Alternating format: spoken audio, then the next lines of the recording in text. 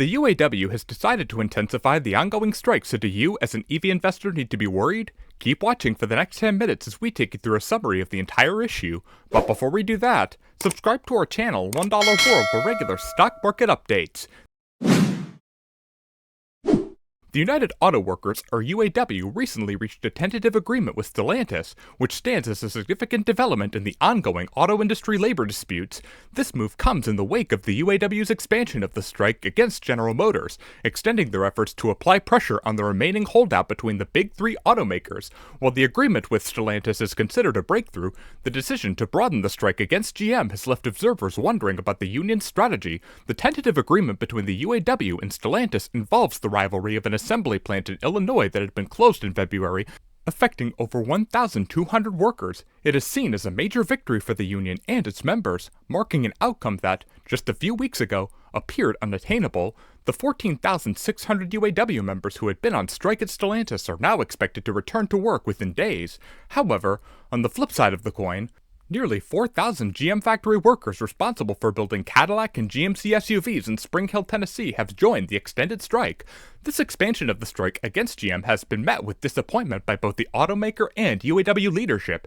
GM had expressed frustration at the UAW's decision, particularly in light of the progress made in the negotiations. The company continued to emphasize its commitment to bargaining in good faith with the UAW, with the shared goal of reaching an agreement as swiftly as possible. One notable aspect of the situation is the absence of an official statement from UAW President Shawn Fain explaining the decision to extend the strike to GM. This deviation from past practices and the lack of a stated rationale for this action have fueled speculation about the motives behind this move. It's worth noting that the UAW has extended the scope of the strike on multiple occasions since its initiation on September 15th, each time seeking to intensify pressure on the big three automakers. While the UAW has found success in reaching tentative agreements with both Ford and Stellantis, negotiations with General Motors are still ongoing. The situation reflects the union's persistent efforts to secure better pay and improved contracts for its members. It also raises questions about the potential ripple effects across the auto industry, considering that these agreements typically influence deals with other automakers. For instance, the recent Ford agreement still requires ratification by rank-and-file members before it can take effect, similar to the Stellantis deal. Although many details of the agreement with Stellantis remained undisclosed, it is expected to follow the pattern set by the Ford deal. This would mean an immediate minimum 11% pay raise, with additional increases over the contract's 4.5-year duration, ultimately resulting in a total raise of 25%.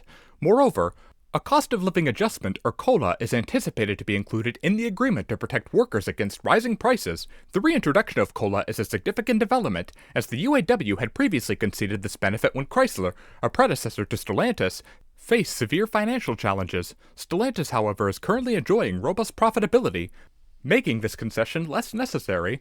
Notably, the Stellantis agreement includes the reopening of an assembly plant in Belvidere, Illinois, which had been shuttered earlier in the year.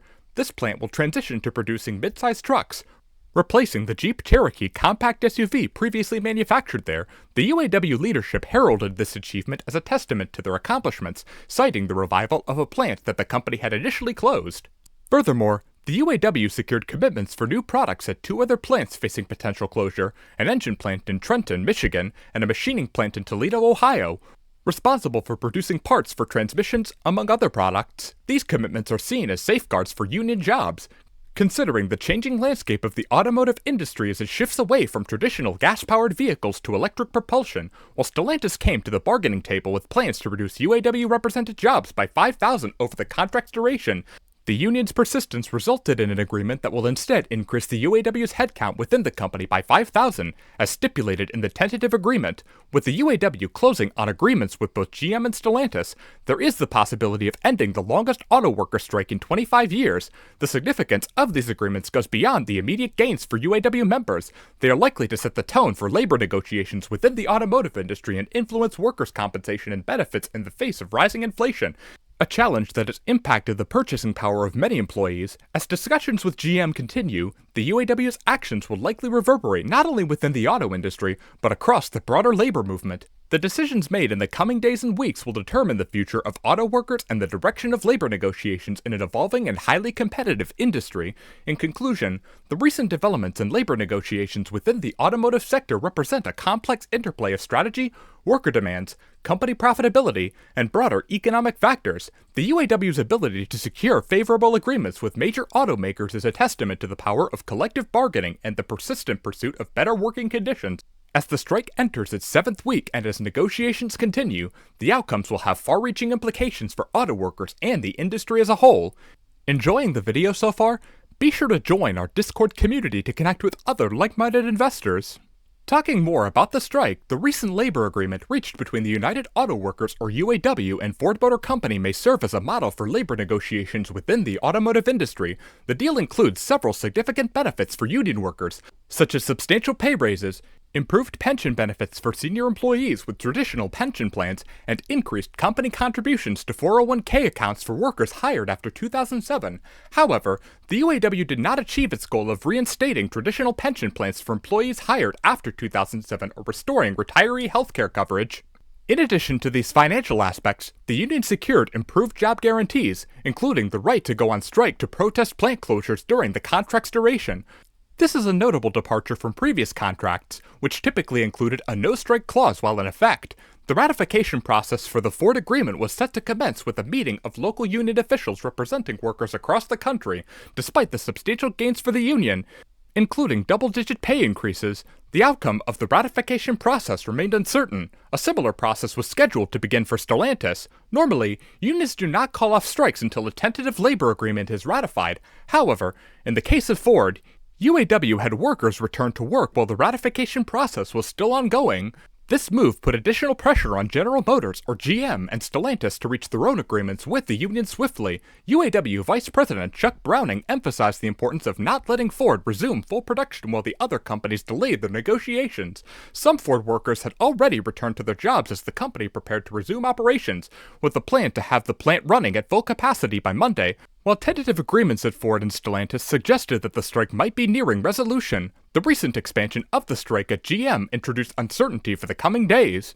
The UAW strike began on September 15th, affecting GM, Stellantis, and Ford simultaneously, marking the first time the union had taken such action against all three companies. While the union represented 145,000 workers across these companies, not all members participated in the strike. Instead, the UAW conducted targeted strikes at specific plants, starting with 12,700 members walking out at one assembly plant within each company. The strike then expanded 5 times, with 16,600 members on strike at Ford, 14,200 at GM, and 14,600 at Stellantis when the Ford deal was announced. The financial aspect of the strike was significant. GM reported a loss of $200 million in the first 2 weeks of the strike in late September, followed by an additional $600 million in losses in the first 3 weeks of October. The closure of GM's Arlington plant alone was projected to result in losses of approximately $130 million per week. Stellantis had not provided an official loss estimate, but analysts estimated that the strike at the Sterling Heights plant would raise its weekly losses by $110 million to $200 million. In summary, the labor agreement between the UAW and Ford has introduced notable changes to compensation and job security for union members. However, the strike, which has impacted all three major automotive companies, has presented a unique challenge to the industry. While the Ford deal sets a precedent for negotiations, the ongoing strikes at GM and Stellantis suggest that the resolution may still be a complex and uncertain process in the coming days. Remember that this is not financial advice and you should always do your own research and make informed investment decisions. That was all for today. Let us know if you think this stock will make you rich or not in the comments section. Hit like and subscribe to our channel $1 World for more such penny stock videos, and we will see you in the next one.